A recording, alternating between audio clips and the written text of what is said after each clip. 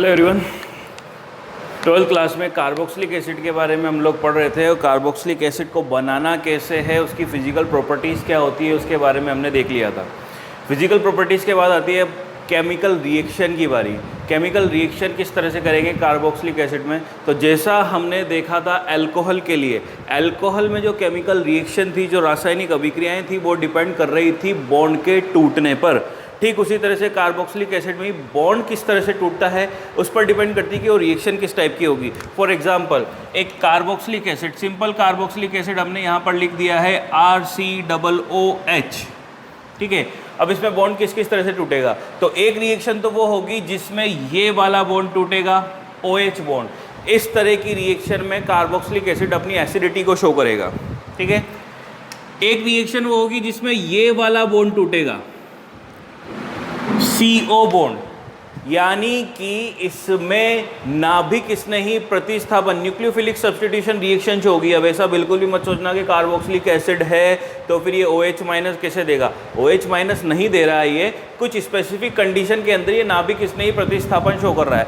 जो आसानी से H प्लस दे देता है यानी कि कार्बोक्सिलिक एसिड, वो आसानी से OH माइनस यहाँ पर नहीं देगा, यानी कि इस तरह की रिएक्शन कुछ बेसिक स्पेसिफिक रिएक्शंस होगी। ठीक है, उसके अलावा एक रिएक्शन ये होगी कार्बोनिल ग्रुप की रिएक्शन, CO समूह की अभिक्रिया। और CO समूह हम पढ़कर आ रहे हैं पीछे। CO समूह का मतलब क्या है, कार्बोनिल समूह, और कार्बोनिल समूह दर्शाता है नाभिक स्नेही योगात्मक अभिक्रिया है। ठीक है, और एक रिएक्शन होगी एल्किल समूह की अभिक्रिया है। तो इस तरह से अपन इसकी रिएक्शन को अलग अलग पार्ट में पढ़ेंगे। फर्स्ट ऑफ ऑल हम देखने जा रहे हैं OH bond fission, OH bond का विदलन, OH बंध का टूटना, यानी कि ऐसी अभिक्रियाएं जिसमें कार्बोक्सिलिक अम्ल अपनी अम्लीयता को प्रदर्शित करेगा। हम यहाँ पर देखने जा रहे हैं chemical reactions of carboxylic acid, chemical reactions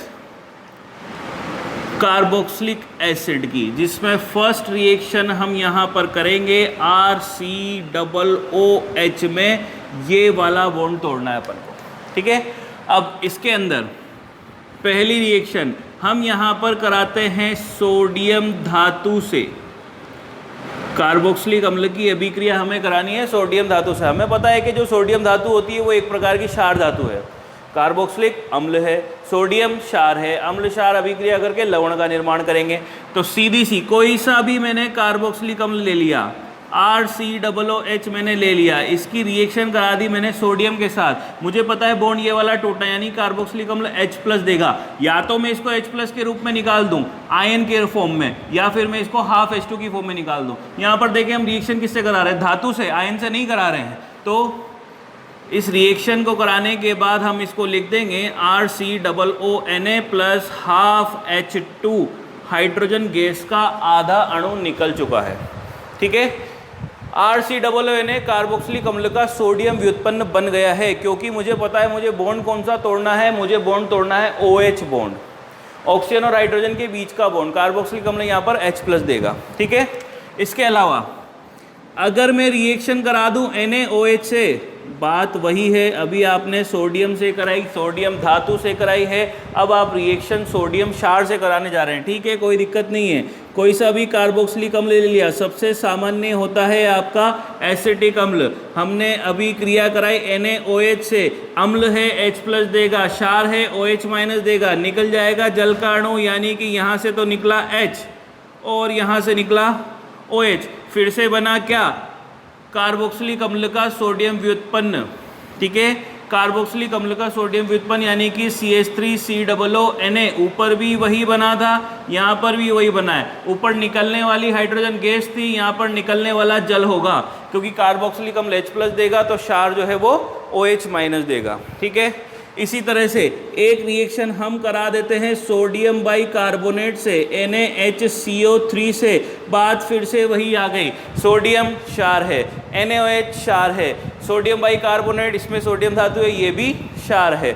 फिर से वही बनने वाला है कार्बोक्सिलिक अम्ल का सोडियम व्युत्पन्न, क्योंकि कार्बोक्सिलिक अम्ल H प्लस देगा और उसकी जगह पर Na प्लस आ जाएगा।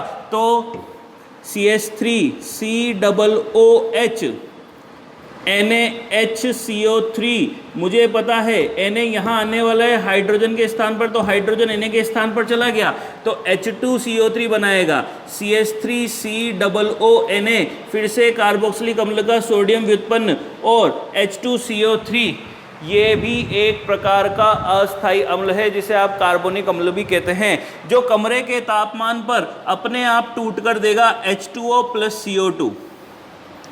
देख सकते हैं आप H2CO3 को आसानी से कमरे के तापमान पर तोड़ा जा सकता है। ये जो बना है ये कार्बोनिक अम्ल है, ये अस्थायी होता है जो कि H2O और CO2 की फॉर्म में टूट जाता है। तो ये कार्बोक्सिलिक अम्ल की फर्स्ट टाइप की रिएक्शन थी। इस अभिक्रिया के अंदर हम लिख सकते हैं अम्लीयता की अभिक्रिया, यानी कि इन अभिक्रियाओं में कार्बोक्सिलिक अम्ल अपनी एसिडिटी को, अपनी अम्लीयता को शो करेगा, क्योंकि हमें दिखाई दे रहा है कि कार्बोक्सिलिक अम्ल में OH बॉन्ड टूट रहा है, कार्बोक्सिलिक अम्ल H+ दे रहा है। ठीक है, ये फर्स्ट टाइप की रिएक्शन थी कार्बोक्सिलिक अम्ल की। अब आते हैं अपन कौन सी दूसरी टाइप, CO बॉन्ड, यानी कि अब कार्बोक्सिलिक अम्ल OH- देगा। ऐसा नहीं है कि OH- देगा तो ये क्षारीयता प्रदर्शित करेगा, नहीं, कुछ अभिक्रियाएं हैं जिनमें ये OH- का प्रतिस्थापन किसी दूसरे माइनस समूह से करता है।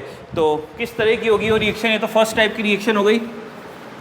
सेकेंड टाइप की रिएक्शन अब हम देखते हैं जिसमें क्या होने वाला है। मैंने आपको बता दिया है कार्बन ऑक्सीजन बॉन्ड टूटेगा, यानी कि सेकेंड रिएक्शन में कुछ इस तरह से लिख देता हूँ RCOOH, ये वाला बॉन्ड हमें तोड़ना है, तो मैं यहाँ पर लिखूँगा नाभिक स्नेही प्रतिस्थापन। मैं ये नहीं लिखूँगा क्षारीयता की अभिक्रिया, मैं लिखूँगा नाभिक स्नेही प्रतिस्थापन, क्योंकि जो प्रबल अम्ल है वो तो अम्लीयता प्रदर्शित करेगा, कार्बोक्सिलिक अम्ल क्षारीयता नहीं देता है। यहाँ सिर्फ कुछ अभिक्रियाओं में ये OH- समूह का किसी दूसरे समूह से प्रतिस्थापन कर देता है। तो अगर आपको याद हो तो एल्कोहल वाले चैप्टर में हमने कुछ रिएक्शंस पढ़ी थी। एल्कोहल की अभिक्रियाओं के अंदर एल्कोहल की जो प्रतिस्थापन की अभिक्रिया थी वो सारी की सारी रिएक्शन हमें करनी है। ये रिएक्शंस हमने पढ़ी थी चैप्टर नंबर 10 हेलो एल्केन निर्माण की अभिक्रियाएं। हेलो एल्केन निर्माण की अभिक्रियाओं के अंदर जब हमने निर्माण कराया था एल्कोहल द्वारा, तब ये रिएक्शंस हमने देखी थी। मैं फिर से बता देता हूँ यहाँ पर आपको कि ये क्षारीयता प्रदर्शित नहीं करेगा। हमने कोई सा भी अम्ल ले लिया CH3COOH, मैं इसकी रिएक्शन करा रहा हूँ HCl के साथ, हेलोजन अम्लों के साथ। याद करो जब हेलो एल्केन बनाना था, एल्किल हैलाइड बनाना था, तो एल्कोहल की सबसे पहले अभिक्रिया हमने हेलोजन अम्ल से ही कराई थी। उसमें 1 डिग्री 2 डिग्री 3 डिग्री अलग अलग हमने लिए थे। यहाँ पर मैं फर्स्ट रिएक्शन यानी कि ए रिएक्शन के अंदर HX से हेलोजन अम्ल से अभिक्रिया करा देता हूँ। मुझे दिखाई दे रहा है कि ये भी अम्ल है, ये भी अम्ल है, लेकिन HCl की अम्लीयता ज़्यादा होती है। अब आप कहेंगे कि सर आप तो कहते हो कि कार्बोक्सिलिक अम्ल सबसे प्रबल अम्ल है। बिल्कुल है, सबसे प्रबल अम्ल है, लेकिन ऑर्गेनिक केमिस्ट्री के अंदर कार्बनिक अम्लों में, कार्बनिक क्रियात्मक समूहों में सबसे प्रबल अम्ल ये है। अदरवाइज HCl और H2SO4 की अम्लीयता ज़्यादा मापी जाती है। ठीक है, अम्लराज जो है वो भी HCl HNO3 H2SO4 से मिलकर बना होता है। तो यहाँ पर हम कह रहे हैं कि प्रतिस्थापन होगा, तो ठीक है भैया, प्रतिस्थापन OH के स्थान पर Cl आएगा, तभी तो एसिटिल क्लोराइड बनेगा। अम्ल क्लोराइड कैसे बनेगा अगर ये अभिक्रिया नहीं होगी? तो CH3COCl और निकल गया आपका H2O।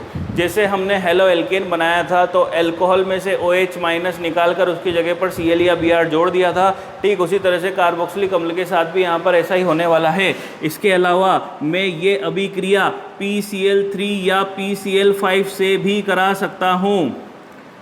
जब PCl3 से अभिक्रिया कराऊंगा तो कार्बोक्सिलिक अम्ल के 3 अणु लूंगा, PCl5 से कराऊंगा तो एक ही अणु से काम हो जाएगा। देखें CH3COOH, अगर मैंने रिएक्शन कराई PCl3 से तो ये लीजिए 3 अणु ले लिए, 3 अणु लिए हैं तो 3 OH- का प्रतिस्थापन 3 Cl- से हो जाएगा। उसके बाद आप यहाँ पर देखेंगे 3 अणु अम्ल क्लोराइड के बन जाएंगे, और साथ ही साथ आप देखेंगे कि फास्फोरस के ऊपर 3 OH समूह जुड़ जाएंगे, जैसा कि पहले भी कर चुके हैं अपन।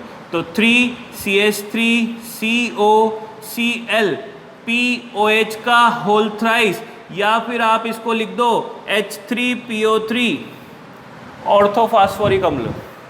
ठीक है, यही रिएक्शन PCl5 से कराएंगे तो केवल एक OH निकलेगा, CH3COOH, एक ही अणु लेंगे, PCl5 से अभिक्रिया कराई, एक ClOH को प्रतिस्थापित करेगा, इस OH का एक HCl के साथ HCl बनाएगा। तो देखें, पहले तो हो गया प्रतिस्थापन, CH3COCl OH समूह निकल गया है, उस OH समूह में से एक H जो है वो Cl के साथ चला जाएगा और बचा O, ये रहा फास्फोरस ऑक्सी ट्राइक्लोराइड POCl3। ठीक है, अपन 10 चैप्टर में इसके बारे में पढ़ चुके हैं। और वैसे भी आप देख सकते हैं कि यहाँ पर ये OH था, OH को तो अपन ने प्रतिस्थापित कर दिया Cl से, PCl5 में से एक Cl तो काम आ गया, दूसरा Cl इस H के साथ मिलकर HCl बनाएगा, तो यहाँ क्या बचा, एक O ही तो बचा, यहाँ पर एक O बचा है, यहाँ पर एक P बचा है और 3 Cl बचे हैं, तो ये हो गया POCl3 phosphorus oxy trichloride. PCl3 PCl5 से आप ये अभिक्रिया करा सकते हैं। इसके अलावा आपने डॉर्जन अभिक्रिया भी कराई थी, CH3COOH डॉर्जन अभिक्रिया जो थी उसमें अल्कोहल को आपने अभिकृत कराया था SOCl2 के साथ, जिसमें शुद्ध एल्किल क्लोराइड आपने बनाए थे। यहाँ पर हम एसिटिल क्लोराइड बनाएंगे, ये डॉर्जन अभिक्रिया नहीं है, क्योंकि डॉर्जन अभिक्रिया तो वो जिसमें शुद्ध एल्किल क्लोराइड प्राप्त हो, यहाँ पर अपन को एसिटिल क्लोराइड प्राप्त होगा। ठीक है, तो फिर से वही CH3COCl, OH हट गया है, Cl लग गया है।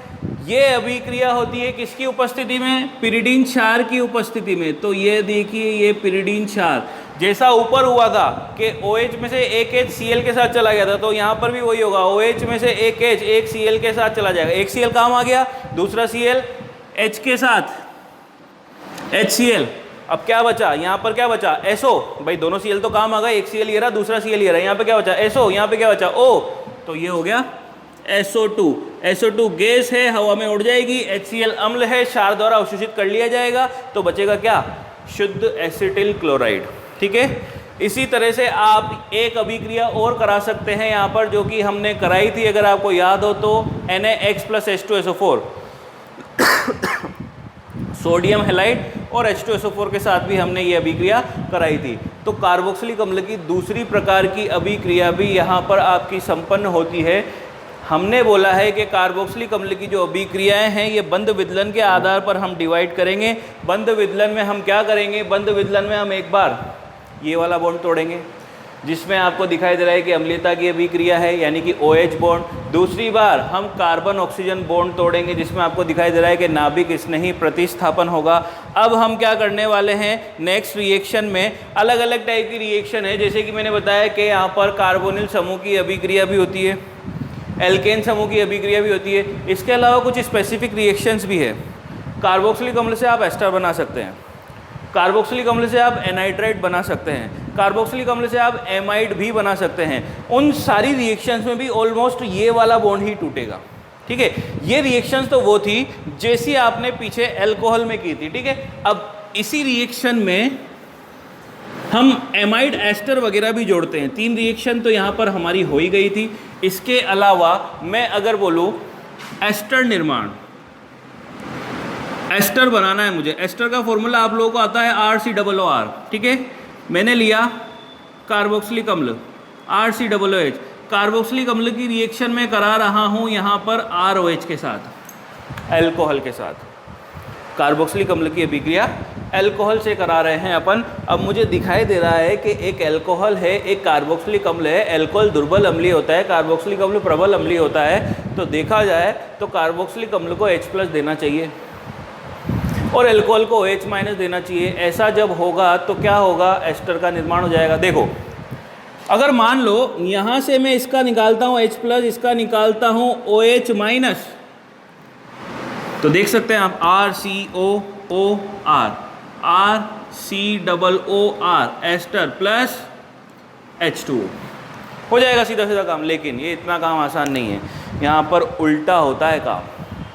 कार्बोक्सिलिक अम्ल H नहीं देगा, कार्बोक्सिलिक अम्ल OH- देगा, और आपका जो अल्कोहल है दुर्बल अम्ल होने के बावजूद भी H+ देगा। अब ऐसा क्यों होता है तो मैं आपको समझा दूं। ये रिएक्शन होती है अम्ल उत्प्रेरक की उपस्थिति में। हमने लिया CH3COOH, हम रिएक्शन करा रहे हैं C2H5OH की उपस्थिति में, साथ में हमने लिया अम्ल उत्प्रेरक H+, चाहे कार्बोक्सिलिक अम्ल H+ दे। अगर इसने H+ दिया, इसने OH- दिया तो देख लो क्या बन रहा है, CH3COOC2H5। इसका H+ निकाल दो, इसका OH- निकाल दो, तो CH3COOC2H5। और अगर मान लो इसका OH निकाल देता हूँ और इसका H निकाल देता हूँ, तब भी तो वही बन रहा है CH3COOC2H5, क्योंकि यहाँ से निकला है ना H+, तो संयोजकता तो ऑक्सीजन की प्रभावित हुई है, और यहाँ से निकला OH तो कार्बन की प्रभावित हुई है, तो कार्बन और ऑक्सीजन को जोड़ना पड़ेगा। कहीं से कुछ भी निकालो, बनेगा तो एस्टर ही। लेकिन फिर भी मैं आपको बता देता हूँ, बनने वाला समूह तो यही है, CH3COOC2H5 प्लस H2O। लेकिन मुझे लगता है कि इस रिएक्शन की मैकेनिज्म आपको आनी चाहिए। अब जो समझाने जा रहा हूँ वो आपके सिलेबस में नहीं है, मैकेनिज्म इसकी आपकी आउट ऑफ सिलेबस है, लेकिन मुझे लगता है कि आपको ये बात समझ में आनी चाहिए कि ऐसा क्यों हुआ। आखिर कार्बोक्सिलिक अम्ल ने OH- कैसे दे दिया, जबकि कार्बोक्सिलिक अम्ल तो प्रबल अम्ल है। कार्बनिक यौगिकों में क्रियात्मक समूह सारणी में सबसे टॉप पर बैठा है, एल्कोहल तो बहुत नीचे आता है 8वें 9वें नंबर पे, ठीक है। तो एल्कोहल ने H+ कैसे दे दिया, कार्बोक्सिलिक अम्ल ने OH- कैसे दे दिया, तो इसको मैं एक मैकेनिज्म से समझाना चाह रहा हूँ, सिलेबस में नहीं है, ठीक है, नोट्स में भी नहीं मिलेगी आपको। तो देखिए क्या हुआ, अम्ल उत्प्रेरक है, जहाँ पर भी उत्प्रेरक आ जाता है अभी क्रिया को वहीं से शुरू करो, वहीं पर ख़त्म करो। मैकेनिज्म देखना ध्यान से, मैंने लिखा CH3COOH, इसको कुछ इस तरह से खोल के लिख देता हूँ मैं, ऑक्सीजन पर लोन पेयर होते हैं वो लिख दिया मैंने, ठीक है, CH3COOH लिख दिया है मैंने। अम्ल उत्प्रेरक आक्रमण करेगा, H+ आक्रमण करेगा, कहाँ करेगा, वहीं करेगा जहाँ पर लोन पेयर होंगे, जहाँ पर इलेक्ट्रॉन होंगे, क्योंकि H+ तो क्या है, इलेक्ट्रॉन इसने ही है, ये तो इलेक्ट्रॉनों को खोज रहा है, तो इसका आक्रमण भी वहीं होगा जहाँ पर इलेक्ट्रॉनों की अधिकता होगी। मुझे दिखाई दे रहा है कि यहाँ भी लोन पेयर है, यहाँ भी लोन पेयर है, लेकिन मुझे ये भी दिखाई दे रहा है कि यहाँ पर सिंगल बॉन्ड है, यहाँ पर डबल बॉन्ड है। डबल बॉन्ड का मतलब क्या होता है, डबल बॉन्ड का मतलब पाई इलेक्ट्रॉन होता है, पाई बंद होता है। देख लीजिए आप, 2 लोन पेयर यहाँ पर है, 2 लोन पेयर यहाँ पर है, लेकिन यहाँ पर डबल बॉन्ड है क्या, यहाँ पर सिंगल बॉन्ड है क्या, इसका मतलब पाई इलेक्ट्रॉन यहाँ ज़्यादा है, तो H+ का आक्रमण कहाँ होगा, यहाँ होगा। अब देख लिया हमने, दोनों ऑक्सीजन थे, दोनों पर लोन पेयर थे, लेकिन फिर भी यहाँ पर आक्रमण क्यों कराया, आपके सामने है। यहाँ पर लोन पेयर भी है, यानी कि मुक्त इलेक्ट्रॉन भी है, और यहाँ पर पाई इलेक्ट्रॉन भी है। जहाँ इलेक्ट्रॉन अधिक है वहीं पर मैंने आक्रमण कराया, ठीक है। तो अब देखें, इसका इस पर आक्रमण हो गया, तो अगली स्थिति में मैं इसको बना देता हूँ कुछ ऐसे, CH3C डबल बॉन्ड OH, एक लोन पेयर, एक प्लस, पाई बॉन्ड नहीं तोड़ा है मैंने क्या करा है, मैंने एक लोन पेयर हटा दिया है, तभी तो पता पड़ेगा कि हाँ 2 लोन पेयर थे, 2 में से एक कम हुआ, उसकी जगह प्लस आया, ठीक है, आक्रमण हो गया, आपने प्लस लगा दिया। अब इस प्लस को शांत करने के लिए ऑक्सीजन बंद का इलेक्ट्रॉन खींचेगा। ऑक्सीजन ने बंद का इलेक्ट्रॉन खींचा तो कहाँ पर आया, कार्बन पर। इस कार्बन को शांत करने के लिए ये ऑक्सीजन अपना भी इलेक्ट्रॉन दे सकता है, यानी कि फिर से वहीं आ जाएंगे अपन, ठीक है। देखें, ये अनुनाद दर्शाएगा, यहाँ पर ये जो बना है ना, ये अनुनाद दर्शाएगा। तो अगली स्थिति में ये कुछ ऐसा हो गया, CH3COH वापस से 2 लोन पेयर आ जाएंगे, क्योंकि इसने बॉन्ड का इलेक्ट्रॉन खींच लिया, पॉजिटिव शांत हो गया, लोन पेयर आ गया उसके ऊपर, और ये लो यहाँ पर भी 2 लोन पेयर। अब पॉजिटिव किस पर, कार्बन पर। अब ये ऑक्सीजन चाहे तो अपना इलेक्ट्रॉन दे सकता है, ये अपना इलेक्ट्रॉन दे सकता है, यानी कि अपना लोन पेयर दे सकता है, तो फिर से वही स्थिति आ जाएगी जो यहाँ थी। बस फर्क कितना सा हो जाएगा कि पहले पाई बॉन्ड यहाँ था, अब पाई बॉन्ड यहाँ आ जाएगा। तो वापस वहीं क्यों चलें अपन, हमें तो कार्बन से मतलब है, हम कार्बनिक रसायन पढ़ रहे हैं, हमें दिखाई देगा पॉजिटिव चार्ज किस पर है, कार्बन पर है। मुझे कराना क्या था, मुझे कार्बोक्सिलिक अम्ल की एल्कोहल से अभिक्रिया करानी थी। क्या अभी तक कराई क्या मैंने, नहीं कराई। मैंने कार्बोक्सिलिक अम्ल लिया, मैंने कार्बोक्सिलिक अम्ल पर अम्ल उत्प्रेरक डाला, अम्ल उत्प्रेरक डाला तो उसने यहाँ पर आक्रमण कर दिया है, इसने अनुनाद दर्शाया है, कार्बन पर पॉजिटिव चार्ज आ गया है। अब मैं चाहूँ तो वापस से एक और अनुनादी संरचना बना सकता हूँ, लेकिन उसका कोई मतलब नहीं है, मुझे इससे काम है, क्योंकि कार्बन पर पॉजिटिव चार्ज आ चुका है। अभिक्रिया में मेरे को कार्बन से मतलब है, आगे एल्कोहल आक्रमण करेगा इसी स्थिति में। तो अब मैं यहां लिख देता हूं एल्कोहल C2H5OH। अब एल्कोहल में भी मैं आपको दिखा दूं कि एल्कोहल में जो ऑक्सीजन है उस पर लोन पेयर है, दिखाई दे रहे हैं आपको, और दिखा देता हूं बड़े बड़े अक्षरों में लिख के C2H5OH, ये 2 लोन पेयर हैं इसके ऊपर। अब आप समझ रहे होंगे अभिक्रिया कैसे होने वाली है। कार्बन पर पॉजिटिव चार्ज है, ऑक्सीजन पर लोन पेयर है, तो ये ऑक्सीजन पॉजिटिव वाले कार्बन पर आक्रमण कर देगा, क्या करेगा। तो अगली स्थिति में अब देखें CH3 C पर हैं 2 OH और C पर आ गया है OH C2H5, इस पर पॉजिटिव चार्ज। अब आपके दिमाग में एक चीज़ और आ रही होगी, नहीं आ रही होगी तब भी मैं बता देता हूँ, आनी चाहिए थी वैसे। आप कहेंगे कि सर एक ही कार्बन पर 2 OH आ गए हैं, और जब एक ही कार्बन पर 2 OH आते हैं तो वो आपस में एक दूसरे को प्रतिकर्षित करते हैं, और एक दूसरे को प्रतिकर्षित करते हैं तो कमरे के तापमान पर जलकाणु निकाल देते हैं, बिल्कुल निकाल देते हैं। लेकिन अगर मैं ऐसा करता हूँ तो आप देखें कि एक ही कार्बन पर जो 2 OH आ रहे हैं उसमें क्या कार्बन की संयोजकता 4 है क्या? नहीं है, कार्बन की संयोजकता 3 ही तो है। ऑलरेडी कार्बन पर पॉजिटिव चार्ज है, ऑलरेडी कार्बन की संयोजकता 1 कम है। अब अगर यहाँ से आपने OH और यहाँ से आपने H निकाल भी दिया तब भी कार्बन की संयोजकता 3 ही रहेगी। इसका मतलब आप यहाँ से जलकाणु नहीं निकाल सकते, क्योंकि अभी कार्बन अधूरा है, कार्बन की संयोजकता अभी पूरी नहीं है। तो देखो क्या हुआ, इस कार्बोकेटायन पर अभिक्रिया हुई किसकी? एल्कोहल की। इस ऑक्सीजन ने यहाँ पर आक्रमण कर दिया, इस ऑक्सीजन को जोड़ा है मैंने, देखो इसको तो जैसा का जैसा लिखा है, CH3 C पर है 2 OH, same as it is वैसा लिखा है। इसके लोन पेयर भी कहीं नहीं गए, ऐसा मत सोचना कि लिखना भूल गए तो फिर कहाँ गायब हो गए, इसके लोन पेयर भी यही है। ये ऑक्सीजन जुड़ा है इस कार्बन से, तो देखो इस कार्बन से मैंने इस ऑक्सीजन को जोड़ा है, ऑक्सीजन पर क्या था? H था, ऑक्सीजन पर क्या था? C2H5 था, तो H और C2H5 है, 2 लोन पेयर थे, 2 लोन पेयर की जगह पर अब एक ही लोन पेयर रह जाएगा और एक पॉजिटिव चार्ज आ जाएगा।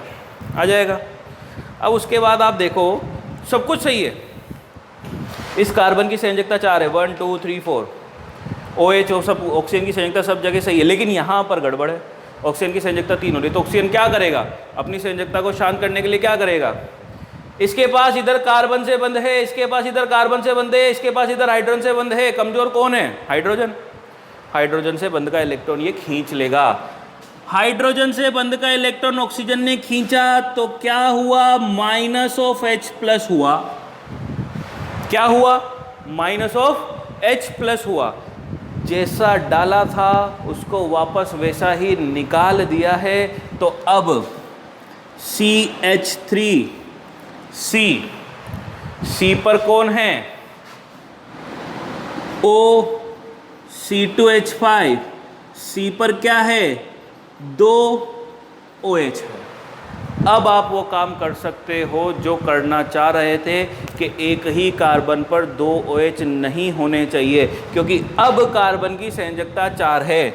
ये देखो 1 2 3 4, अब आप यहाँ से जलकाणु निकाल सकते हैं, यानी कि -H2O आप यहाँ से कर सकते हैं। तो आपने किया -H2O, क्योंकि एक कार्बन पर 2 OH है जो कि स्थायी नहीं होते, तो यहाँ से H और यहाँ से OH, -H2O हुआ तो क्या बचा? CH3 C double bond O C2H5, यही तो बनाना था, ये बन गया। अब अगर आप पूरी अभिक्रिया पर गौर करें तो H+ किसने दिया? ये अल्कोहल था, अल्कोहल ने यहां पर अभिक्रिया की। क्या अल्कोहल का ऑक्सीजन हाइड्रोजन बंध टूटा है क्या? यहां पर देखो आप, ये C2H5OH है, अल्कोहल का ऑक्सीजन हाइड्रोजन बंध टूटा, तो H+ किसने दिया? अल्कोहल ने दिया है। यहां से आप कार्बोक्सिलिक अम्ल के लिए देखो कि OH माइनस निकला है, H भी निकला है, लेकिन वो एक्स्ट्रा H था जो कि आपने यहां पर जोड़ा था। तो अल्कोहल ने H+ दिया है, ये इस बात का प्रूफ है। ठीक है, ये मैकेनिज्म बताती है कि अल्कोहल से एस्टर निर्माण में या कार्बोक्सिलिक अम्ल से एस्टर निर्माण में कार्बोक्सिलिक अम्ल H नहीं देगा, H कौन देगा? अल्कोहल देगा। और ये अभिक्रिया अम्ल उत्प्रेरक की उपस्थिति में होगी। अगर अम्ल उत्प्रेरक डाला तो ये नहीं डाला तो ये अभिक्रिया संभव नहीं है। ये अभिक्रिया अम्ल उत्प्रेरक के बिना नहीं हो सकती है। ठीक है, बड़े काम की अभिक्रिया है। तो एस्टर निर्माण सिलेबस में तो आपके सिर्फ यही रिएक्शन है, मैंने इसकी मैकेनिज्म आपको समझा दी है। ठीक है, सिलेबस में नहीं है लेकिन सिर्फ समझने के हिसाब से जरूरी है, क्योंकि आगे आएगी आपके BSc वगैरह में। एस्टर निर्माण हमने कर दिया। इसके अलावा एनहाइड्राइड निर्माण, हम कार्बोक्सिलिक अम्ल से एनहाइड्राइड का निर्माण भी कर सकते हैं। देखो कैसे, कुछ नहीं करना है, फिर से वही सबसे सामान्य कार्बोक्सिलिक अम्ल, 2 कार्बन वाला कार्बोक्सिलिक अम्ल, एसिटिक अम्ल लिया मैंने। एसिटिक अम्ल लेकर मैंने इसका निर्जलीकरण करा दिया, और निर्जलीकरण कराने के लिए आपको पता है क्या लेते हैं? सांद्र H2SO4 लेते हैं। ऐसा किया तो ये लो भाई, क्योंकि मुझे एनहाइड्राइड बनाना है और मुझे पता है कि एनहाइड्राइड में 2 कार्बोनिल समूह होते हैं, और 2 कार्बोनिल समूह तो तभी होंगे जब 2 कार्बोक्सिलिक अम्ल होंगे।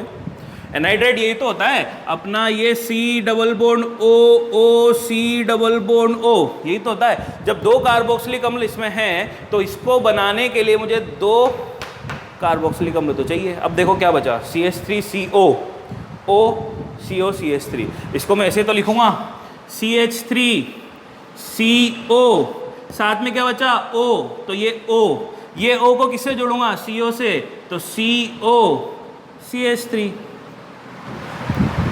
Ethanoic anhydride. निकल गया क्या? जल। जल के अणु का निर्माण हो गया। ठीक है, कार्बोक्सिलिक अम्ल से हमने एस्टर बना दिया, कार्बोक्सिलिक अम्ल से हमने एनहाइड्राइड बनाना है। एसिटिल क्लोराइड बनाने के लिए तो बहुत सारी अभिक्रियाएं करी है अपन ने, जिसमें OH बंध टूट रहा है, यानी कि OH निकल रहा है, कार्बन ऑक्सीजन बंध टूट रहा है। ये सारी उसी की रिएक्शन है। आप एसिटिल क्लोराइड या अम्ल क्लोराइड बना सकते हैं, आप एनहाइड्राइड बना सकते हैं, आप एस्टर बना सकते हैं, आप एमाइड भी बना सकते हैं।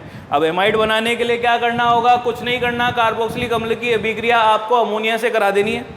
ये लो, ये कार्बोक्सिलिक अम्ल लिया मैंने, CH3COOH, अमोनिया, यानी कि NH3 होता है। अगर ऐसे लिख दिया तो कोई दिक्कत है क्या? अमोनिया का सूत्र NH3 होता है ना। ये NH3 को मैंने ऐसे लिख दिया HNH2। क्या करना है? जल निकालना है। जल निकालने के लिए कोई सा भी निर्जलीकारक डाल दो। आप डाल दो सांद्र सल्फ्यूरिक अम्ल कंसंट्रेटेड H2SO4, आप डाल दो निर्जल ZnCl2, कुछ भी काम कर जाएगा। यहाँ से OH, यहाँ से H, फिर से वही बात, कार्बोक्सिलिक अम्ल का OH निकला है, यहाँ इसका H निकला है, तो HOH क्या बचा? CH3CONH2, तो ये बन गया CH3CONH2। एमाइड का निर्माण भी आपने करा दिया है। कार्बोक्सिलिक अम्ल में आपने क्या किया? एक बार तो अम्लीयता प्रदर्शित की, एक बार नाभिक स्नेही प्रतिस्थापन अभिक्रिया की है। आपने अम्ल क्लोराइड बना दिया, आपने एनहाइड्राइड बना दिया, आपने एस्टर बना दिया, और आपने एमाइड का निर्माण कर दिया। ये कार्बोक्सिलिक अम्ल की कुछ सामान्य अभिक्रियाएं थी। इसके बाद बाकी का हम नेक्स्ट लेक्चर में देखेंगे। ठीक है, okay, thank you, good bye.